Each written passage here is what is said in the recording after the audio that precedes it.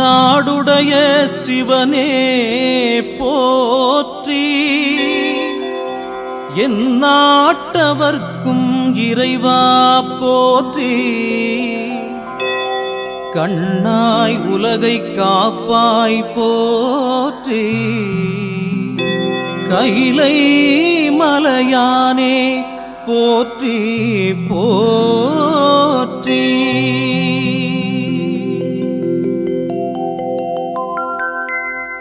அம்மையும் அப்பனும் ஆதியும் நீயே,